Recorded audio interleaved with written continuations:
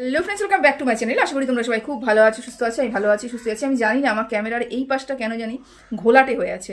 সেটা হচ্ছে উপরে যে ইয়েটা আছে না, ওই কী বলে ওটাকে, টেম্পার গ্লাসটা যেটা আছে, ওটার সমস্যা হচ্ছে মনে হয়। আমি কয়েকদিন ধরে ফলো করতে পারছি। তো যাই হোক, বাদ দিলাম সেই কথা। তোমাদের সবাইকে আগে ওয়েলকাম করে নিই। Hello friends, welcome back to my channel. আশা করি তোমরা সবাই খুব ভালো আছো, সুস্থ আছো। আমি ভালো আছি এবং সুস্থ আছি।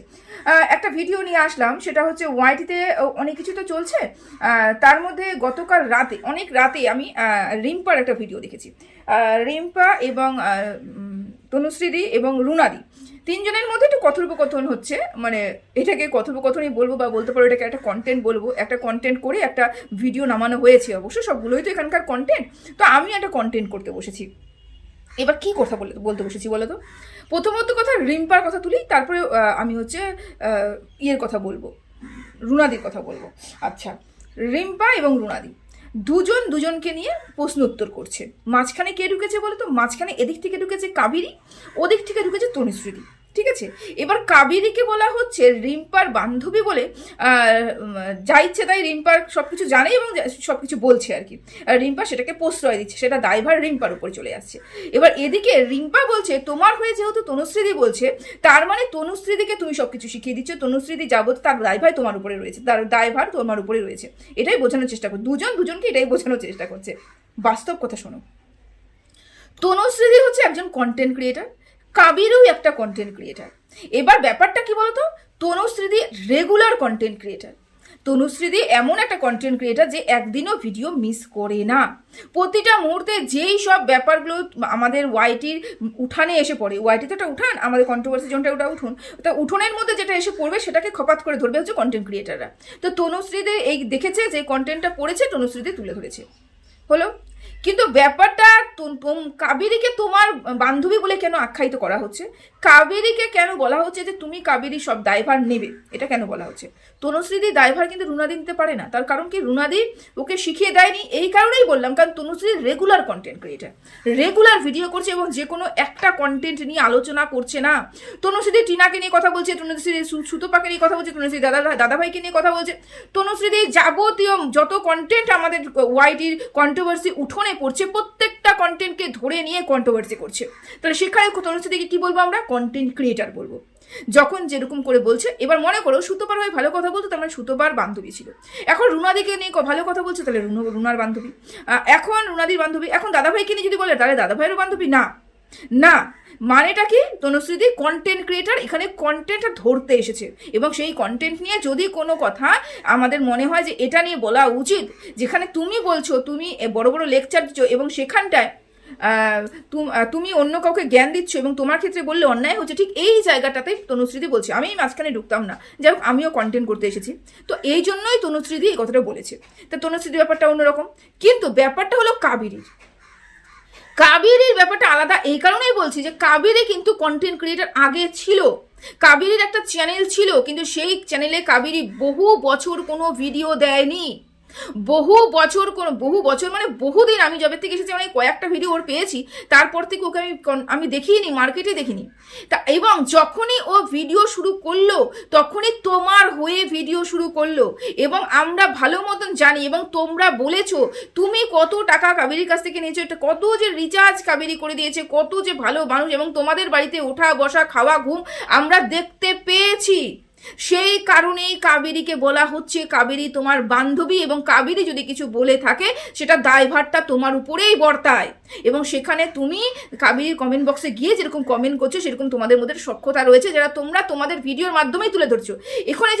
এখন যদি কাবেরী কোনো কন্টেন্ট তৈরি করতো, মনে কর তোমাকে বাদ দিয়ে অন্যান্য কন্ট্রোভার্সি ক্রিয়েটারদের নিয়ে কথা বলতো বা অন্য ব্লগারদের নিয়ে কথা বলতো, রেগুলার বেসিস যদি একটা ভিডিও করতো, তাহলে কিন্তু এখানে কাবেরীকে বলা হতো না যে তোমার বান্ধবী তুমি সব দায়ভার নাও, তোমার উপরে সবকিছু বর্তায়, বলা হতো না। কিন্তু বলা এই কারণেই হচ্ছে কারণ কাবেরী ভিডিও করে না। এবং যখনই করছে তোমার হয়ে করছে, যখনই চেষ্টা করছে তোমাকে বাঁচানোর চেষ্টা করছে, তোমার উপরে যে অ্যাটাক হচ্ছে সেই অ্যাটাকগুলোকে নিজের গায়ে নেওয়ার চেষ্টা করছে। এই কারণেই কাবেরীকে তোমার দালাল বলা হচ্ছে, বা বলা হচ্ছে কাবেরী যা করছে শুধুমাত্র তোমার জন্য ভালোবাসার খাতিরে করছে, এবং এটাও কাবেরী স্বীকার করেছে। কাবেরী একটা ভিডিওতে বলেছে যে আমি ওকে সবাই ছিঁড়ে খাচ্ছ, সেই কারণে আমি বলতে এসেছি আমি কিন্তু ভিডিও করি না, এবং তোমরা সবাই জানো যে আমি ভিডিও করি না। এখন ওকে সবাই মিলে ছিঁড়ে খাচ্ছ বলেই কিন্তু আমি তোমাদেরকে বলতে এসেছি। তার মানে এটা একদম 200% শিওর হয়ে গেল কাবেরী তোমার জন্য মার্কেটে নেমেছে, তোমার হয়ে মার্কেটে নেমেছে, তাই না? তো এখানে দুটো ব্যাপারটা এক নয়, রুনাদি এবং তনুশ্রীদি এবং তোমার আর কাবেরী ব্যাপারটা এক নয়। বুঝতে হবে ব্যাপারগুলো এক। সব কিছু দেখতে এক মনে হলে কি সব কিছু একরকম হবে? না, হবে না তো। এবার হলো ঘষাঘষির ব্যাপারটা, যেটা রুনাদিকে তুমি বলেছো। দেখো, আমি আগের দিন একটা ভিডিও করে বলেছি যে রুনাদির সাথে যেটা ঘটেছে, মানে যেটা রটে সেটা নিশ্চয়ই ঘটে, তাই না? যেটা ঘটে না সেটা নিশ্চয়ই বটে। তো এই যে রুনাদির যে ঘষাঘষি ব্যাপারটা এই কারণেই উঠে এসেছে যে রুনাদি ওই সময়টাতে আমাদের এই পাশে না থেকে রুনাদি চলে গেছিল দাদা ভাইয়ের ওখানটায়, এবং যেহেতু দাদা ভাইয়ের ওখানটায় গিয়েছিল সেই কারণেই এই রটনাটা রটেছে। সেরকমই তুমি যেরকম বিন্দু স্যারের সাথে কথা বলতে গিয়েছিলে সেই কারণেই তোমার সাথে কিন্তু এই ঘটনাটা রটেছে। তোমার দুটো ঘটনাটাই সত্যি, কিন্তু দেখতে হবে যে তুমি কতটুকু কথা বলেছো, কতটুকু তোমার মধ্যে থেকে ছিল, কতটুকু তোমাকে বদনাম করার চেষ্টা হয়েছে। যখন রুনাদির ক্ষেত্রে হয়েছে, রুনাদি ওখানে পৌঁছেছিল, কিন্তু রুনাদি কতটুকু ঘষাঘষি করেছে এবং রুনাদির উপরে কতটুকু বদনাম করানো রুনাদিকে চেষ্টা করা হয়েছে, এটা হচ্ছে দেখার বিষয়। এবং প্রথমত কথা, যেটা অফ ক্যামেরা হয়েছে সেটা আমরা জানি না কতটুকু সত্যি হয়েছে, কতটুকু মিথ্যে হয়েছে, বা হয়েছে তো ঠিক, মানে কতটুকু হয়েছে এটা কিন্তু আমরা ঠিক করে বলতে পারবো না। কিন্তু যেখানে অন ক্যামেরায় হয়েছে সেখানে আমরা দেখেছি যে ঘষাঘষি হয়নি, আর যাই হয়েছে নাচানাচি হয়েছে, মামি ময়ে ময়ে হয়েছে, যাই হয়েছে ঘষাঘষি ওরকম করে হয় না। আর ওরকম করে ঘষাঘষি করে কোনো লাভ হবে না। লাভ যেখানে হবে ঘষাঘষি করে, তো মানুষ সেখানেই ঘষাঘষি করবে। তো ওইখানেই ঘষাঘষি করে ওনাদের কী লাভ ছিল? কোনো লাভও নেই। তাহলে ওখানে ঘষাঘষি করে কোনো প্রয়োজন নেই। এটা হচ্ছে বলার কথা, বুঝতে পেরেছো?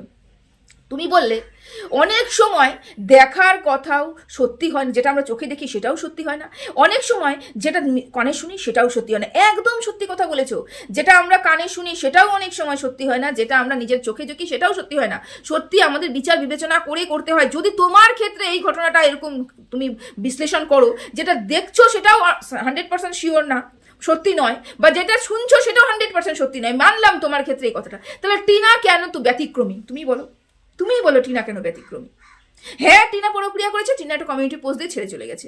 হ্যাঁ, টিনার কাছে টিনা ফোকলাকে রেখেছিল, ফোকলার সাথে টিনা বরাবরই ছিল। কিন্তু এই যে ফোকলা এবং টিনা বাদ দিয়ে টিনার যে আরো 50টা পুরুষের সাথে সম্পর্ক যখন বেরিয়ে আসলো, সেটার মধ্যে তুমি কি প্রমাণ পেয়েছিলে? তুমি ঠিক কি প্রমাণ পেয়েছিলে যে টিনাকে তুমি 12 ড্যাশ বলে দিয়েছিলে, চরিত্রহীন বলে দিয়েছিলে? কি, কেন, কিসের জন্য বলেছিলে? তুমি তো এখনই বললে যে যেটা রটে সেটা সব কিছুর জন্য ঠিক নয়, সবসময় যেন সেটা ঠিক হবে না, যেটা আমরা চোখে দেখি সেটাও সবসময় যেন ঠিক হবে না। তা এখান থেকে বোঝা যাচ্ছে এই যে টিনাকে বদনাম করার জন্য ফোকলা একটা পদক্ষেপ তুলেছিল, এবং এটা শুধুমাত্র ফোকলা একা তোলেনি, ফোকলা তার দিদি ভাইকে পর্যন্ত কাজে লাগিয়েছিল যে টিনাকে কি হারে বদনাম করা যাবে, সোশ্যাল মিডিয়াতে কিভাবে শেষ করা যাবে, ওকে কিভাবে আর্থিক দিক থেকে শেষ করা যাবে, ওর চ্যানেল কিভাবে শেষ করা যাবে, এই সব দিকে তো টিনার শেষ করার জন্য কিন্তু ফোকলা লেগেছিল তোর পেছনে। তো এই ক্ষেত্রে একটা পুরুষ আরো 4-5টা পুরুষের সাথে যে টিনাকে জড়াবে না, এটাই মানে অস্বাভাবিক। জড়িয়েছে এটাই স্বাভাবিক। যে টিনার ক্ষেত্রে এগুলো কাজ যে ফোকলা করেছে এটাই স্বাভাবিক ছিল, কারণ ফোকলার মতন ছেলে টিনাকে যে বদনাম করবে, যেখানে বলে সোনার ডিম পাড়া হাঁস পেয়েছিল সেটার হাত থেকে ছাড়া হয়ে গেছে, তো সেই হাঁসটাকে মারার জন্য শেষ কোপটা আমাদের ফোকলা লাগাবে না? লাগাবে তো। তো সেটাই তো টিনার ক্ষেত্রে করা হয়েছে। তাহলে সেই সময় এত বিচার, এত বিবেচনা, এত বুদ্ধি তাহলে কেন ছিল না তোমার ক্ষেত্রে? কেন তখন তোমরা এই বিচার বুদ্ধি দিয়ে লাগাও নিজে? না, মেয়েটা যাই করেছে তাই করেছে, কিন্তু মেয়েটা আরও চরিত্রহীন। যদি মেয়েটা সত্যি সত্যি চরিত্রহীন হতো তাহলে বিগত 5 বছর ধরে একইভাবে একই সংসারে রয়ে গেছে, তার হাজবেন্ড তাকে এত বদনাম করেছে, কিন্তু ওই চরিত্রহীন কোনোদিন প্রমাণ করতে পারেনি। শুধু ফোকলার ব্যাপারটা বাদ দিয়ে এই 5 বছরে কোনো সম্পর্ক কথা, যে চরিত্রহীন হয় সে বরাবরই চরিত্রহীন হয়, বরাবরই তাদের সম্পর্ক এরকম মানে স্বভাব থাকবে। বিয়ের পর থেকেই স্বভাব শুরু হয়ে যাবে, 1-2 বছর হয়তো ঠিকঠাক থাকবে, বিয়ের নতুন নতুন অবস্থা, তারপর থেকেই স্বভাব শুরু হয়ে যাবে। তাহলে সে যদি চরিত্রহীন হয়ে থাকে তাহলে বিয়ের 5 বছর আগেও, মানে ফোকলা আসার আগেও কিন্তু এরকম ঘটনা ঘটেই থাকতে পারে, কিন্তু সেক্ষেত্রে কিন্তু আমাদের ওয়াইটির বেচুরা এরকম কোনো প্রমাণ দিতে পারেনি। প্রথম ব্যাপারটা হলো টিনার সাথে ফোকলার, এবং টিনা প্রথম করেছে বলেই সে কিন্তু সগর্বে স্বীকার করেছে এই অন্যায়টা, এই ভুলটা স্বীকার করেছে। ও যদি ধুরন্ধর হতো, ও যদি আরো 5টা ছেলে চালানি হতো, তাহলে ওইটা স্বীকার করতোই না, কারণ ওর কাছে আরো 5জন অপশন রয়েছে, তাহলে ওকে কেন অপশন হিসেবে বাঁচবে, তাই না? তো আমাদের তো এটা বিচার করার বিষয় যে আমরা যেটা চিন্তা করছি সেটাও কি সত্যি সত্যি যতটুকু চিন্তা করছি, যতটুকু ভাবছি সেটা কি সত্যি, নাকি যতটুকু আমরা আমাকে শোনানো হচ্ছে তার মধ্যে কিছু জল আছে, কিছু গলদ আছে, এটাও সত্যি কি? যদি তোমার ক্ষেত্রে এগুলো বিচার্য বিষয় হতে থাকে, তাহলে টিনাও একটা মহিলা, টিনার ক্ষেত্রেও বিচার্য বিষয় হবে, তাই না?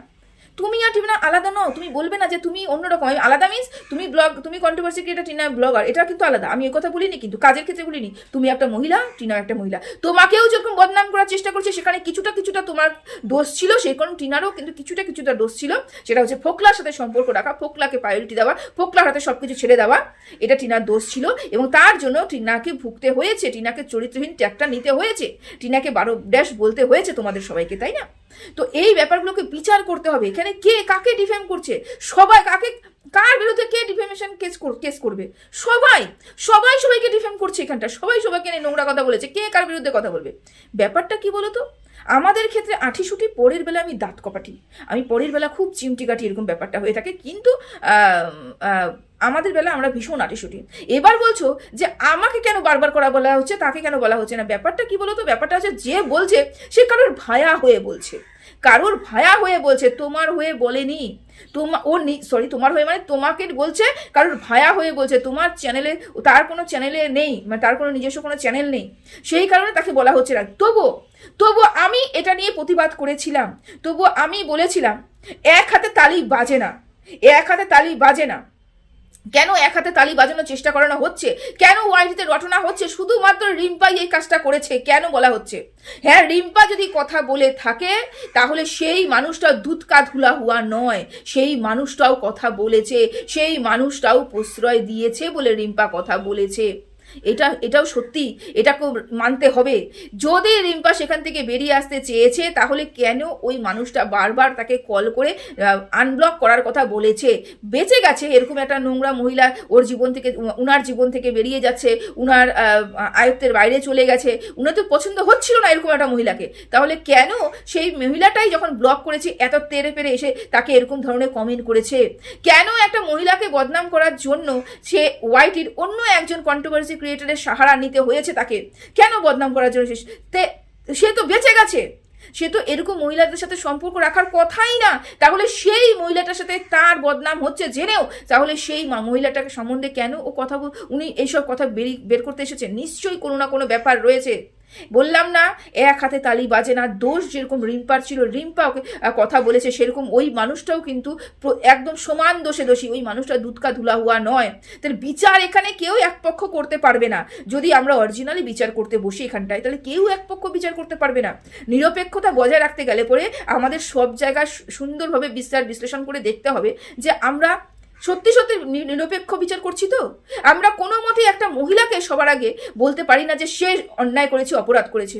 হ্যাঁ, সে সর্বক্ষেত্রে অন্যায় করেছে এটা বলতে পারি না, অন্যায় তো অবশ্যই করেছে। অন্য পুরুষের সাথে চ্যাটিং করা, অন্য পুরুষকে, আমার আপত্তি রিম্পার অন্য পুরুষের কাছে টাকা চাওয়াটা, শুধু রিম্পার টাকা চাওয়া অন্য পুরুষের ক্ষেত্রে নয়, বারবার অন্যান্য আরও অনেকের কাছে টাকা চাওয়াটাই আমার সব থেকে বেশি আপত্তিজনক ব্যাপার লেগেছে।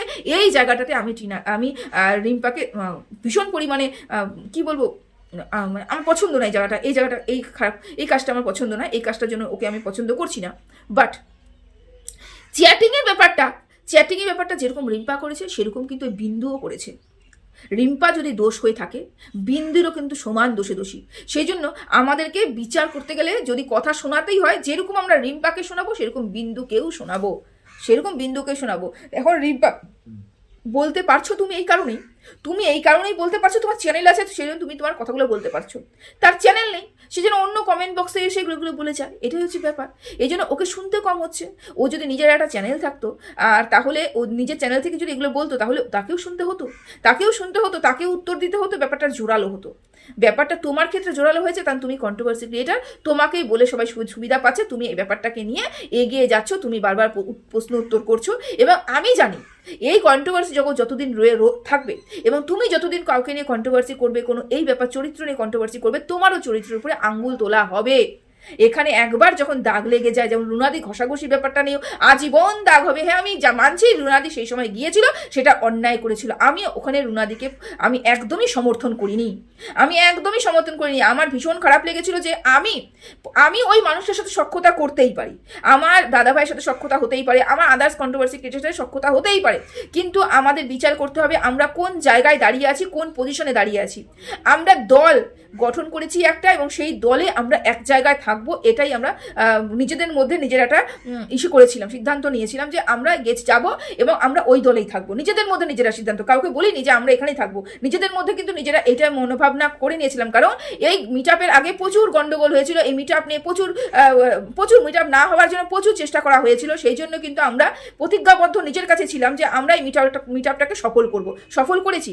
যখন এগুলো ভাবনা চিন্তা করি, যখন আমরা মিট আপে পৌঁছেছি, এবং সেই মিট আপ যখন এই ধরনের মানে মিট আপে গিয়ে তারপরে যদি আমরা সেই মিট আপ ভঙ্গকারী মানুষের কাছে মিশি, তাহলে এই ব্যাপারটাকে সবাই যে সহজ সরলভাবে মেনে নিবে, সবাই যে ভীষণ পরিমাণে প্র্যাকটিক্যাল হবে, এটা তো বাস্তব কথা নয়, বুঝতে সময় লাগবে। তো আমার তো বুঝতে সময় লেগেছিল, এবং আমার তো কমপক্ষে এটা খারাপ লেগেছিল। আমি তখন রুনাদিকে পছন্দ করিনি, এবং এই ব্যাপারটাকে রুনাদিকে আমি সমর্থন করিনি, আমার খুব খারাপ লেগেছিল। তবে এই যে ঘষাঘষির ব্যাপারটা রুনাদি করেনি, এটাও সত্যি কথা। আর রুনাদি যদিও কোনোদিন কোনো এই ব্যাপার নিয়ে কথা বলতে আসে, মানে চরিত্র নিয়ে কথা বলতে আসে কাউকে, তাহলে রুনাদিকে ঘষাঘষি ব্যাপারটা আজীবন শুনতে হবে, আমাকে দালালি ব্যাপারটা আজীবন শুনতে হবে, তনুশ্রুতিকে দালালি ব্যাপারটা আজীবন শুনতে হবে, আর তারপরে হচ্ছে সুতপাকে ডিজিটাল ভিখারি ব্যাপারটা আজীবন শুনতে হবে। সেরকম আমাদের হচ্ছে রিম্পাকেও চরিত্রহীন 49 টাকা চেয়ে বেড়ায়, এই কথাটা আজীবন শুনতে হবে। কেন আমরা যখন কন্ট্রোভার্সি করব, আমাদেরকে নিয়েও কন্ট্রোভার্সি হবে, এটাই বাস্তব কথা। আশা করি তোমাদেরকে বোঝাতে পারলাম। তো চলো, সবাই ভালো থেকো, সুস্থ থেকো, টাটা।